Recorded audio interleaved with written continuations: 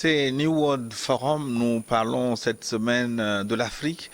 L'Afrique dans l'ordre mondial ou dans le nouvel ordre mondial. Et nous en parlons avec Dr Foli Gada Ekwe, historien politique. Il est enseignant-chercheur à l'Université de Lomé. Et cette seconde partie, c'est votre partie aussi, parce que vous nous posez des questions en direct par WhatsApp, plus 228 96 46 10 31, plus 228 96 46 10 31, numéro qui défile à l'écran. Et vous êtes très très nombreux d'ailleurs et vous faites bien de poser vos questions à Dr Ekwe. Je voudrais commencer tout de suite avec Richard Tagba. Fidèle des fidèles, nous vous saluons à Cara, bonjour. Comprenant l'ordre mondial et eu égard à ces analyses, à l'analyse de l'invité, il veut dire, des analyses très difficiles à cerner par tous, quelle sera la place du Togo dans cet ordre mondial en termes de son développement et celui de son peuple? Et dans cette même logique, la guerre en Ukraine va-t-elle réorienter ou sera l'élément déclencheur de la troisième guerre mondiale selon une prescription ancienne? On commence d'ailleurs par cette question, docteur Ekwe. Oui, nous devons déjà commencer par relativiser les expressions première guerre, deuxième guerre, troisième guerre mondiale, guerre mondiale, guerre mondiale. Parce que en fait, ce qui se passe dans la passation d'un système, d'un ordre mondial à un autre, c'est que le prochain ordre, le détenteur du prochain ordre mondial puisse remplacer le détenteur de l'actuel ordre mondial. Il se peut qu'il n'y ait pas de guerre globale. Lorsque les Mèdes et les Perses vont prendre l'empire égyptien en renversant la Lydie, en renversant aussi les Assyriens, c'est-à-dire Babylone, en 525. Babylone, par exemple, c'est une seule nuit. Belshazzar a été tué une seule nuit. Donc il n'est pas dit que pour que nous passions à un autre ordre mondial, il y ait une guerre globale. Première chose à souligner. Deuxième chose, c'est que forcément la guerre en Ukraine crée un déséquilibre des équilibres. Et la guerre en Ukraine va faire en sorte que faire en sorte qu'il y ait une redistribution des cartes et des puissances dans le monde. Parce que les Russes vont rentrer dans le poids carré, puisque une division du monde a été faite en 1945 entre les cinq. La France, nous savons que c'est Churchill qui a plaidé auprès des Américains pour qu'on ne laisse pas le subcontinent européen sans une puissance militaire qui ait un droit de veto. Sinon, la Russie serait, après l'Angleterre qui est l'île et les États-Unis qui sont au fond, la seule puissance détenant un droit de veto vers l'Est. Et la Russie pourrait venir jusqu'aux confins de l'Europe occidentale. Et il fallait placer une puissance continentale avec le droit de veto dans l'Europe. Et c'est ça qui est la France. Mais il y avait la Chine. Ils se sont divisés le monde. Le général américain, qui deviendra président plus tard, Eisenhower, disait à De Gaulle de ne pas avoir peur, parce que l'intention des Américains, ce n'est pas de détruire l'empire colonial français, mais que De Gaulle soit certain qu'à la fin de cette guerre, la France sera rétablie intégralement et plus puissamment dans toutes ses possessions coloniales. Et nous vous parlons d'un contexte où les Américains même parlaient de décolonisation, pour que les auditeurs comprennent comment est-ce que le monde a été divisé. Maintenant, c'est certain que de nouvelles périphéries deviendront des centres.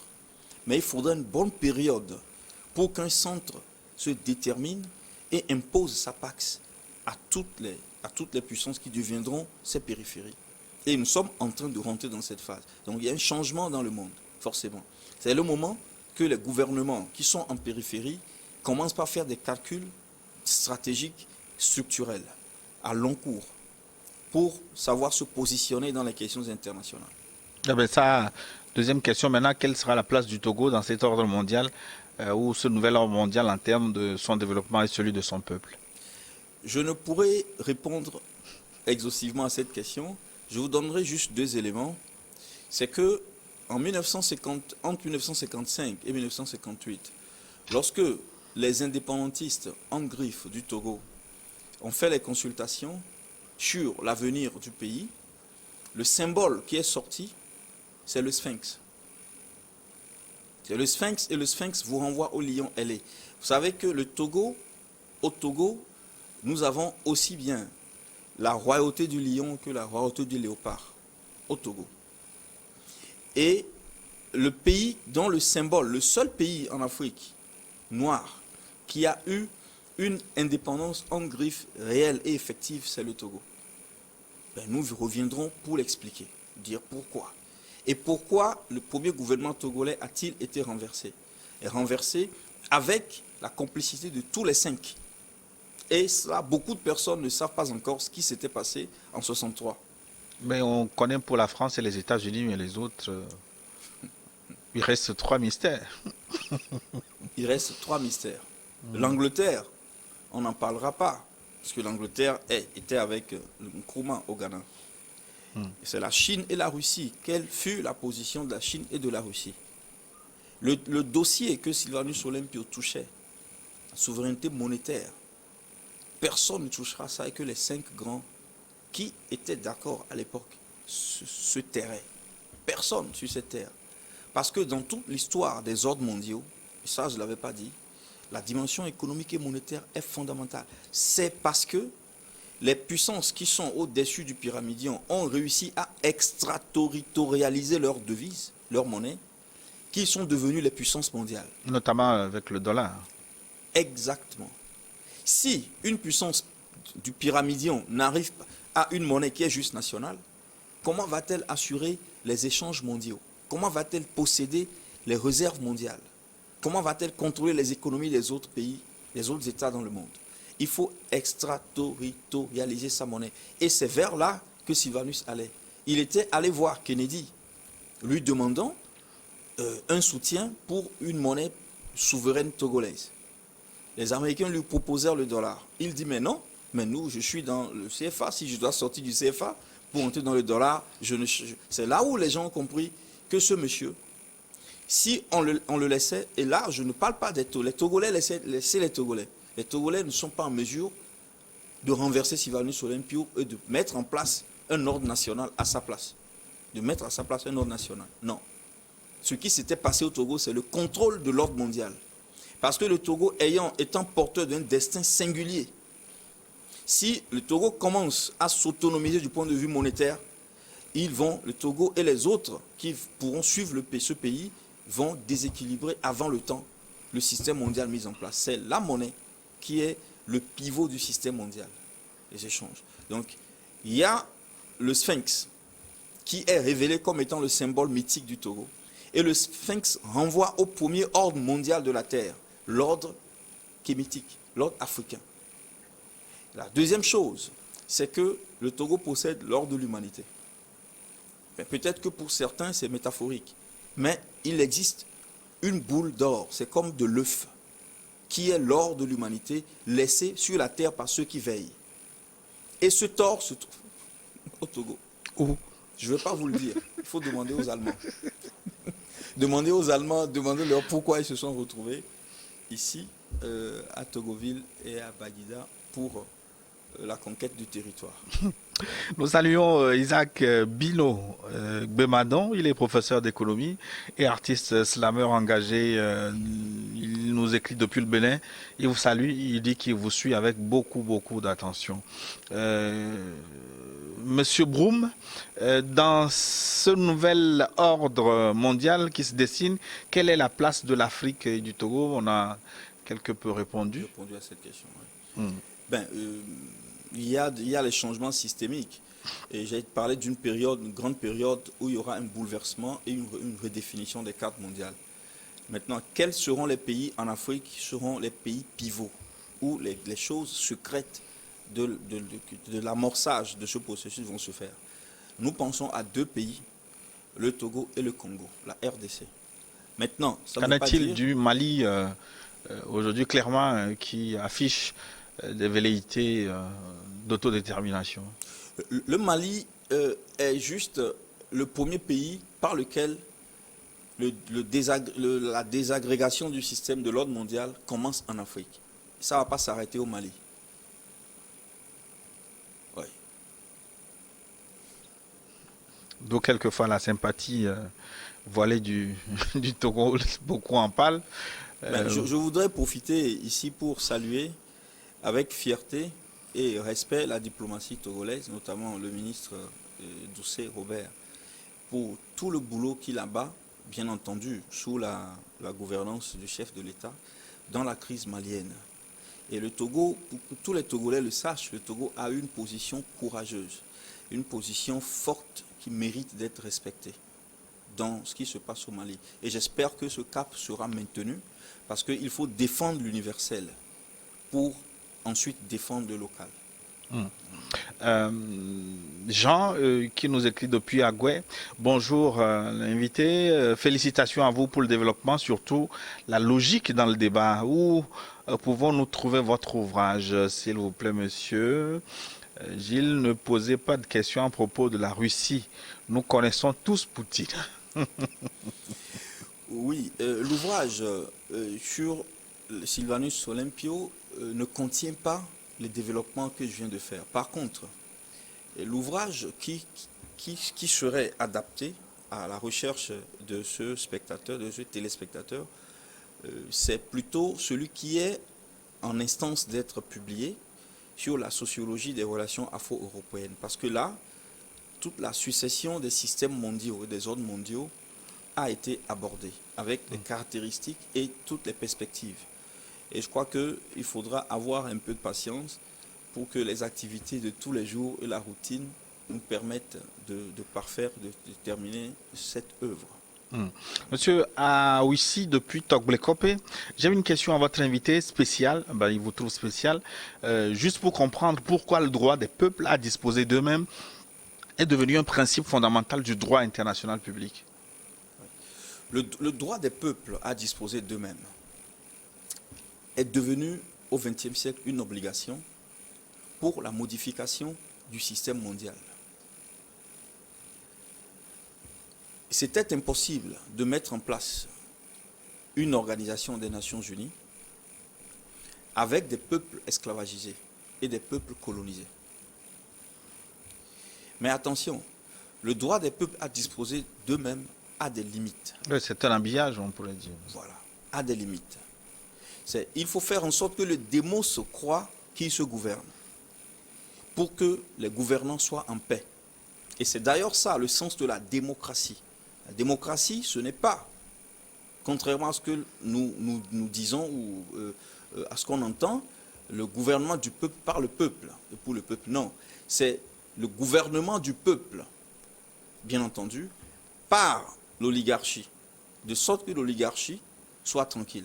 Et justement, vous le trouvez. Le mot kratie, le suffixe kratie renvoie à kratos. Or, kratos, c'est le pouvoir subi. Par contre, le mot archi renvoie toujours au pouvoir, mais c'est le pouvoir exercé. Et vous le trouvez dans des termes comme la monarchie, monoarchie. Voyez-vous, on aurait dû dire démoarchie. Si c'est le démos qui exerce le pouvoir, ce système s'appellerait démoarchie. Mais parce que le démos subit le pouvoir, il s'appelle démocratie. Et si le monarque subissait le pouvoir, le régime monarchique s'appellerait monocratie. Et ça s'appelle monoarchie, monarchie.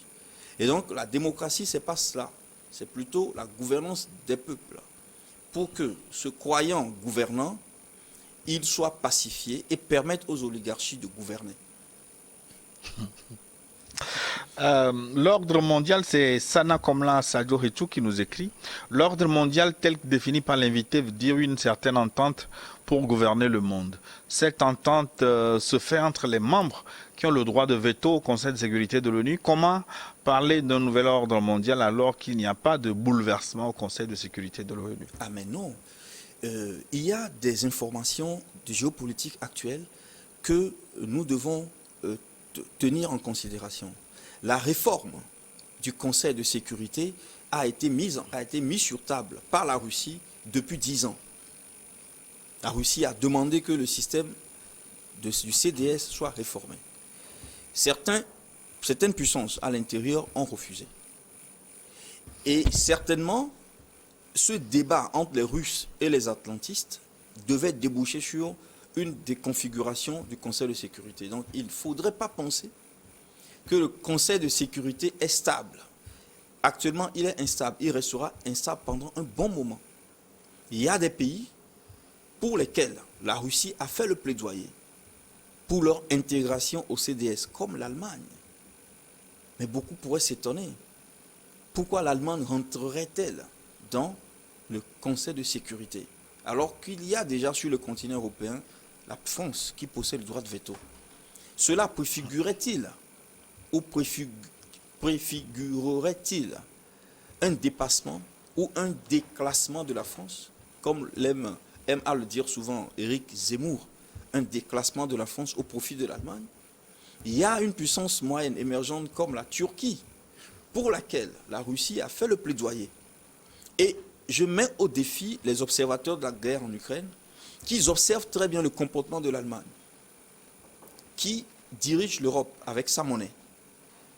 Ils verront très bien que l'Allemagne, nonobstant toutes les déclarations anti-invasion russe, l'Allemagne aura une position très équilibrée et très stratégique. Maintenant, il y a eu aussi le plaidoyer de la Russie pour qu'il y ait une intégration dans le CDS nouvelle formule d'un pays d'Afrique, que je ne vais pas citer. L'Afrique du Sud? Du coup, le CDS n'est pas stable. En plus, la gouvernance du monde suppose en effet une entente entre ceux qui gouvernent.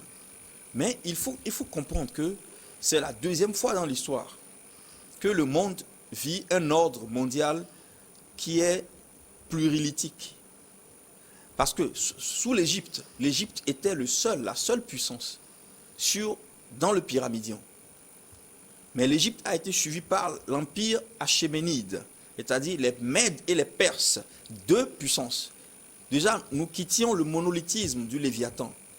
Et avec les Perses et les Mèdes, c'est cela, le bouc à deux cornes, le bélier à deux cornes de Daniel. Daniel chapitre 7 ou 9. Le bélier à deux cornes qui gouvernait le monde. Et après, il y a eu la Grèce antique avec Alessandro Magna, la Grèce. Après Alessandro Magna, il y a le système actuel. Et c'est le système, Alessandro Magna était seul aussi, comme l'Égypte. Justement, il apparaîtra dans parmi les 4 bêtes de Daniel comme étant le léopard à 4 têtes. Les 4 têtes, ce sont ces 4 généraux. Mais il apparaît comme un félin. Et de la même façon que l'Égypte est apparue comme un félin, le lion, l'autre apparaît comme le léopard. Parce qu'ils sont les deux grandes puissances qui ont mis en place un ordre mondial monolithisé. L'ordre mondial actuel n'est pas monolithisé, donc ça suppose que les 5 puissent s'entendre sur la division du monde. Maintenant, c'est comme dans la mafia italienne. Si vous êtes dans une ville, nous savons très bien qu'il y a 3 grands chefs mafiosi. Et la nuit, une maison est placifiée, une maison est saccagée. Mais que se passe-t-il? Le lendemain, les 3 mafiosi se rencontrent. Ils disent, mais c'est toi? Non, c'est pas moi, c'est toi. Parce que si quelque chose se passe dans le territoire, ou c'est l'un, ou c'est l'autre, ou c'est l'autre. Et si c'est toi, bien, il faut le dire, c'est toi, pourquoi tu l'as fait?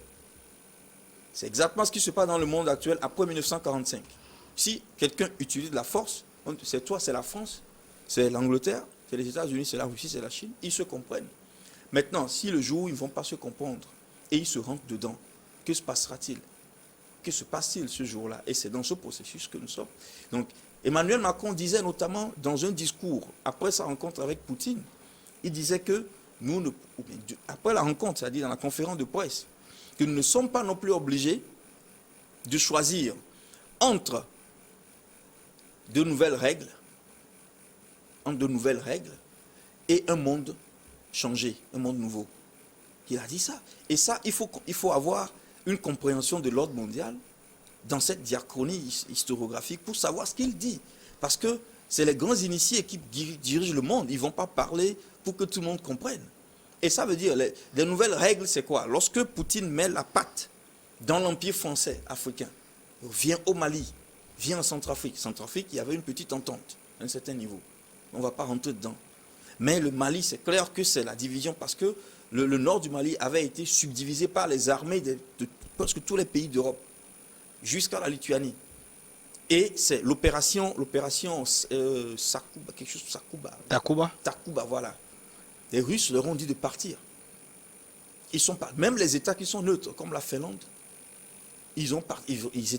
leur armée participait Il était prêt pour participer aux opérations au Mali.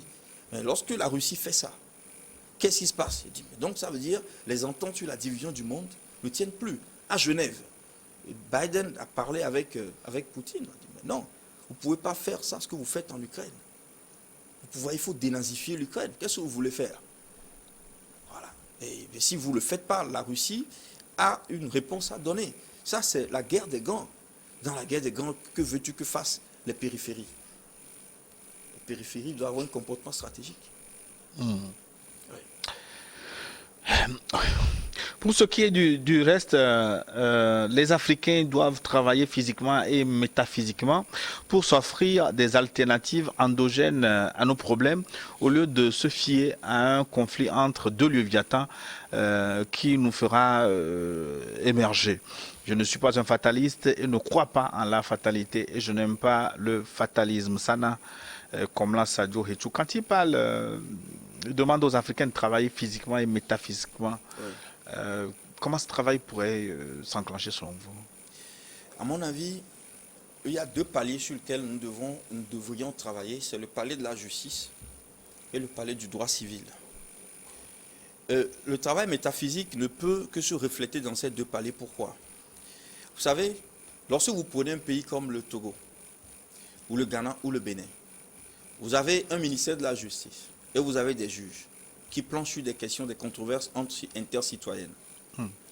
Un citoyen, alors que le dossier est sur la table du juge, il va donner l'ordre à une entité désincarnée, une force désincarnée, ça peut être un vaudou, ça peut être une force qui est dotée de volition, pour que cette force aille influencer la décision du juge, ou fasse en sorte que la décision du juge soit en sa faveur. Et cette situation fait que la plupart des dossiers sont gelés. Et les procès durent 2 ans, 3 ans, parce que les juges sont sous l'influence de ce que j'appelle des pesanteurs. Parce que la justice, elle n'est pas forte. Pourquoi je donne cet exemple? Un juge qui planche sur des questions qui sont transcendantales, puisque le juge agit avec des lois. Le juge doit être au-dessus de toutes les forces auxquelles les citoyens peuvent avoir accès dans le pays. Et c'est pour cela que la justice se construit sur une entité métaphysique majeure. Mais lorsque vous n'avez pas Rome, l'Europe, comment ça s'est construit? L'Église catholique universelle romaine, c'est elle qui ordonnait les prêtres. Et les prêtres faisaient les juges en Europe. Les citoyens ne peuvent pas, n'ont accès à aucune entité, les citoyens d'Europe, n'ont aucune entité qui puisse agir, déstabiliser l'État. Parce que justement, les Romains, ils ont compris, ils ont lancé une inquisition contre tous les possesseurs de savoir métaphysique. Ils les ont soit tués, soit mis ensemble dans une caste des prêtres qui est unique en Europe. Ça veut dire, si vous avez 25 vaudous au Togo, le chef de l'État envoie prendre les prêtres de ces vaudous. Il les met dans une communauté et dit, vous êtes les prêtres du Togo. Et vous devez, c'est sur vous que moi je vais installer ma justice. Alors si le prêtre, le groupe des prêtres, ceux qui possèdent les rituels ou les formules magiques pour accéder aux entités métaphysisées, ceux-là sont ensemble avec l'État. Comment un citoyen qui vole un terrain peut-il aller chez les enfants de ces mêmes prêtres vaudous pour enfreindre, pour empêcher la justice de s'appliquer? Ils ne peuvent pas. Alors la justice et le pays est stable sur un fond métaphysique unique. Et dès lors que les pays d'Afrique vivent le désordre spirituel, comme le disait Papa Simon Kimbangu, il ne peut pas y avoir d'ordre politique, ni d'ordre matériel. Parce que l'environnement métaphysique est désordonné. Il n'y a pas de mise ensemble. C'est ça. Qu'est-ce que Narmer a fait? Narmer a imposé sa volonté à toutes les forces spirituelles de son époque. Il les a centralisées. Et quand tu n'arrives pas à centraliser, même si c'est dans le territoire d'un État, il faut centraliser les forces spirituelles. Et à Adéma, qu'est-ce qu'il a fait? Il a fait l'alliance avec tous les pôles spirituels du pays qui font sa puissance. Et il était juge. tous ceux qui ont été avec lui le disent, il jugeait les affaires. Voilà, c'est une forme. Hein. Je ne dis pas que c'est ça, mais c'est une forme. Donc il faut forcément que nos pays retrouvent un équilibre métaphysique spirituel de ce point de vue-là. Si vous êtes chrétien, l'autre il est traditionnaliste, l'autre il est musulman, il est maoïste, vous avez vos prêtres, vous avez vos pasteurs, vous avez vos... Le juge il est là. La justice ne vaut rien parce que la justice est soumise à des pesanteurs. Ils ne peuvent pas juger, ils ne peuvent pas mettre de l'ordre dans le pays. Le code civil, il est détaché de la réalité. Le code civil, les codes non écrits que suivent les populations, se basent sur des entités, sur des interdits.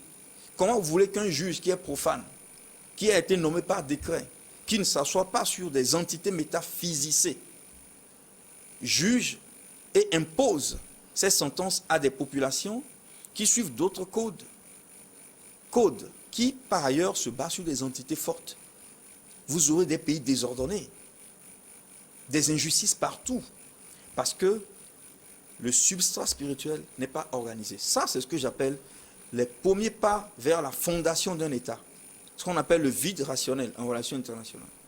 Il faut créer l'État d'abord, à travers une centralisation métaphysique des forces du pays, et ensuite la pose des institutions qui vont gérer les codes civils, pénals et publics de l'État.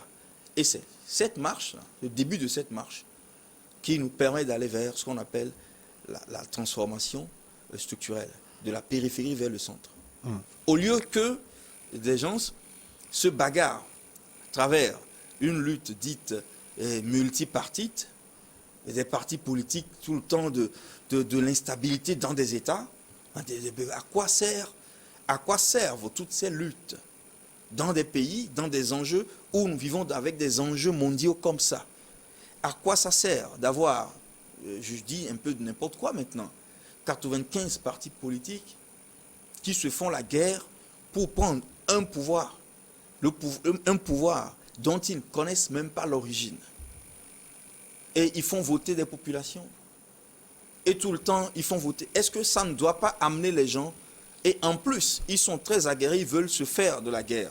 Et nous leur disons, mais réconciliez-vous. Il faut un État stable, un pouvoir un peu semblable au Léviathan, à l'international, où des grands se mettent d'accord pour créer l'ordre. Il faut que dans des États comme les nôtres, des grands se mettent d'accord pour créer l'ordre. Et que la pagaille entre griffes de l'instabilité partisane s'arrête. Je ne théorise pas le parti unique. Je théorise l'ordre qui permet de mettre en place un État solide qui peut durer dans le temps. Une refondation, donc. On vous enverra faire une conférence à la CEDEAO, le centre des élections, notamment au Mali. On va prendre une question d'Abidjan. C'est notre ami Corneille Kouassi qui nous écrit. Bonjour docteur, vos analyses sont très pointues, mais nos peuples ne peuvent pas comprendre, même des intellectuels de haut niveau. Merci pour votre courage et votre humilité. Ensemble, nous pourrons être dans le concert des nations. Merci. Alors, comment faire pour vous faire comprendre davantage? Je ne saurais répondre. Simlewa et Sod, Angelo Kara, dans l'ordre actuel mondial, faut-il rester les bras croisés pour regarder les choses se faire, ou bien on doit forger le destin? On doit forger le destin. Le destin doit être forgé par les réponses que vous venez de donner. Nous allons prendre la question de Hezoué Dagwe Legbasito. Bonjour, merci pour le thème de ce jour. Vous devez faire revenir Dr Ekwe Foli pour mieux nous expliquer ce thème en 3 ou 4 émissions différentes. Il va falloir que vous payiez Dr Foli, M. Hezoué. Non, mais vous payer. Non, pas du tout. Si vos honoraires. Non, mais non, pas. Vous savez que nous avons les universitaires, je crois que c'est un peu partout dans le monde, nous avons le service à la société. Au-delà de l'enseignement, de la recherche, nous devons rendre des services à la société. Et puisque nous sommes dans le domaine du savoir, et le savoir que nous cultivons, nous devons le mettre au service de la société. Donc, normalement. Il ne faudrait pas effrayer les mais ce n'est Pas toujours facile de vous avoir ces derniers temps, en raison de vos multiples occupations, on comprend. Je salue donc son retour dans l'émission, invitez-le régulièrement, il est juste bon, merci. Une question, j'ai ouï dire qu'une rencontre du nouvel ordre mondial s'est tenue récemment au Togo, et ce, nuitamment. Est-ce vrai?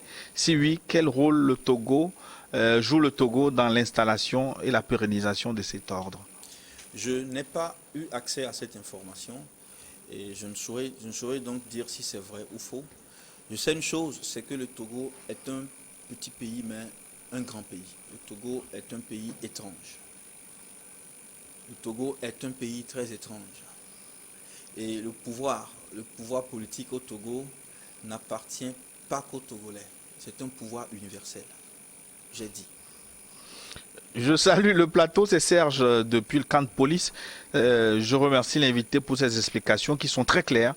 Merci et bonne suite à l'émission. Merci aussi Serge depuis le camp de police. Bonjour, docteur Ekwe. Il y a longtemps, hein, on ne l'a plus vu, c'est vrai. On va faire l'effort de le faire revenir régulièrement. Merci pour la profondeur de sa réflexion, même s'il faut avoir des prérequis pour mieux le suivre. Il est bon car il maîtrise son sujet. Moi, j'attends qu'un jour il parle de la vraie histoire du pays le Togo. Merci, Innocent depuis Dapaon. Merci, cher frère Innocent. Que Dieu le permette. Vous le comprenez quand il parle de la vraie histoire du Togo, ça veut dire que pour le moment, les historiens vous racontez des histoires sur le Togo. L'histoire, avec tout le respect que j'ai pour les historiens du Togo qui font un bon travail, l'histoire que nous faisons, c'est de l'histoire canonisée. Il y a des canons institutionnels qu'il faut respecter. Et c'est de l'histoire à la rigueur scolastique ou érudite, mais mesurée. Voilà. Alors, Agbejo Kofi Julien nous écrit à Detikopé. J'aimerais savoir si le Togo, notre cher pays, est vraiment indépendant et nous aurons un jour notre propre monnaie. Oh, oui, je ne pense pas que le Togo soit un État indépendant. De même que la plupart des pays africains. Oui, bien sûr. Encore que la notion d'indépendance est une notion très discutée aussi. Ben, un jour, peut-être le Togo aura sa propre monnaie. Moi, je l'espère et je le souhaite. Pourvu que le processus qui nous amène vers une telle échéance soit bien piloté et qu'il n'y ait pas des reflux. Voilà, qu'il n'y ait pas des reflux qui soient préjudiciables à la population et au marché, à l'économie du pays. Alors, je salue les informations très métaphysiques de l'invité. Je me demande combien de personnes pourront le comprendre. Et pourtant, c'est une réalité. Donc, j'aimerais savoir ce qu'il pense de la connaissance atlante. Hein, est-elle antérieure ou postérieure à celle de l'Égypte antique? Aimé de Zanguera. Merci. L'épistémie atlante est antérieure au monde égyptien. Aussi bien celle atlante que celle de Mou. Et Mou, M-U, est un autre monde. C'est un autre monde qui a précédé le monde actuel, le monde égyptien qui ne finit pas encore. Voilà, c'est antérieur. Et je pourrais lui dire aussi que les différents ordres mondiaux dont nous venons de parler constituent un seul homme dans le temps. C'est toujours l'épistémie égyptienne qui continue à travers les différents ordres mondiaux. Mais cette épistémie va s'écraser, elle va s'arrêter et un nouveau monde va naître. Et c'est ce que l'eschatologie chrétienne et musulmane aussi désigne par la nouvelle terre, un nouveau soleil, une nouvelle terre. Parce que nous allons rentrer dans une ère cosmique qui fera que un autre circuit, un autre corpus civilisationnel va apparaître. Et c'est cela, en fait, nous sommes à la fin de cet homme dont la tête est en or, la poitrine et les bras sont en argent, le ventre et les cuisses sont en airain et les pieds sont en fer. Et les pieds, finalement, en bas, au contact avec le sol, sont en fer et en argile. Tout ceci va s'arrêter. Et on aura un autre monde. Et nous parlerons du monde actuel comme nous parlons aujourd'hui du monde atlantiste ou du monde de l'Atlante et de Mou. J'aimerais savoir quelle est la place de l'Église dans tout ceci, Monsieur Chilina Mawena depuis Palimé. L'Église, souvent avec grand E, renvoie à l'Église catholique romaine. Je ne sais pas si c'est ce qu'il veut dire, ou il veut parler du christianisme. Si il veut parler du christianisme, je pourrais lui dire que le christianisme est toute la caste, la curie chrétienne, que ce soit dans le monde catholique, que ce soit dans le monde évangélique, protestant, et toutes les autres confessions, les genres de confessions que nous avons, aussi bien les autres religions actuellement, sont des instruments qui participent à l'effectuation stable de l'ordre mondial actuel. Chaque fois qu'il y a un ordre mondial, cet ordre mondial s'assure que les systèmes religieux qui existent participent à sa consolidation. Maintenant, le message christique qui est traduit ou qui est publié par l'Église est un message universel qui traverse les âges et qui transcende les églises. Puisque une nouvelle culture mondiale qui viendra, ce sera une culture de lumière. Nous sommes passés à l'ère du Verseau. Et ce sera une culture de lumière qui viendra, et qui dit lumière dit christique. Voilà. Est-ce que l'on peut en déduire que la Bible est l'agenda des événements de chaque ordre mondial? Pas la Bible tout entière, puisque la Bible canonisée actuelle que nous avons contient 66 livres. 39 Ancien Testament, 27 le Nouveau Testament qui n'existe pas en réalité.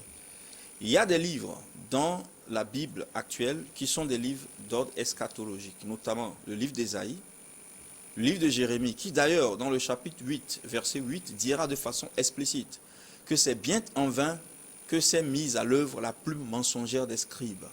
Jérémie disait par là que l'histoire du monde sera falsifiée. Et ça, c'est au détour de la troisième grande civilisation, celle de la Grèce.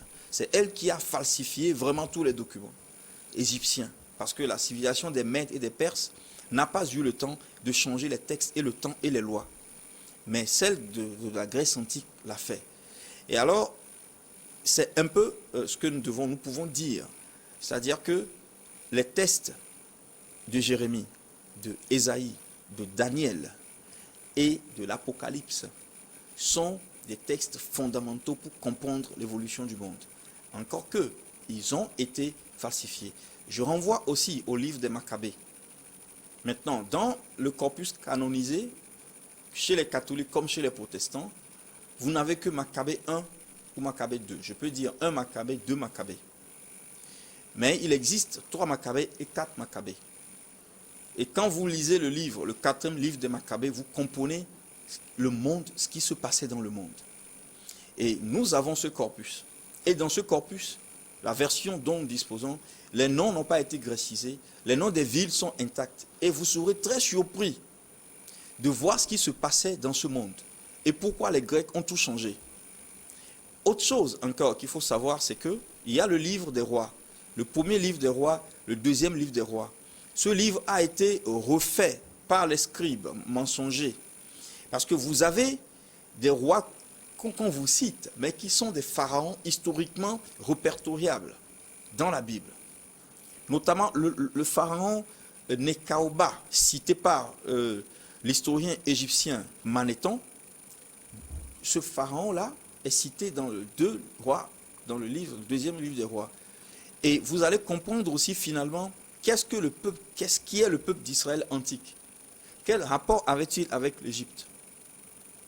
Et où sont-ils aujourd'hui? Et pourquoi à un moment donné, l'ordre mondial est venu chercher Israël antique en Afrique? Et là, ce sont déjà des questions notamment au Togo, qu'on ne touche pas, notamment au Togo. Et les historiens du Togo possèdent encore aujourd'hui des documents qui prouvent que certains missionnaires cherchaient, à travers une étude anthropologique et ethnologique poussée, à repérer des poches d'Israël antique dans le territoire. Papa Cyril demande si l'émission est en direct, mais bien sûr, Vous pouvez poser vos questions si vous le souhaitez, alors que nous tirons vers la fin de notre émission, si vous faites vite. Alors, après avoir suivi votre invité, je me demande si la souffrance de ce monde, et en particulier de l'Afrique, n'est pas le fruit de l'ignorance. Signé Gabois depuis Dapaon. Bien sûr. Mon peuple périt faute de Mon connaissance. peuple périt faute de connaissance. Et un autre verset dira, Jean 8, verset 32-33, vous connaîtrez la vérité et la vérité vous affranchira. Même plus que ou moins que des fautes de connaissances, mais des connaissances falsifiées, si l'on fait attention, hein, c'est Oui, plus dangereux. oui, absolument. Et ça, c'est le mérite d'Alexandre le Grand, de la civilisation grecque. Votre forum est très intéressant, que Dieu vous bénisse. Je salue de tout cœur mon aîné. Je vous prie de m'envoyer la version électronique de votre émission. Merci beaucoup. C'est Paul Arfa qui nous écrit depuis Mango. Vous êtes questionné de par le monde, de par le Togo. Merci pour cette émission. Plus 225, c'est la Côte d'Ivoire. Il n'y a pas de questions particulières. S'il vous plaît, qu'en est-il du Vatican hein, lorsque vous évoquez le problème d'ordre mondial et aussi de la reine d'Angleterre? Est-ce que en une minute, vous pouvez lui répondre?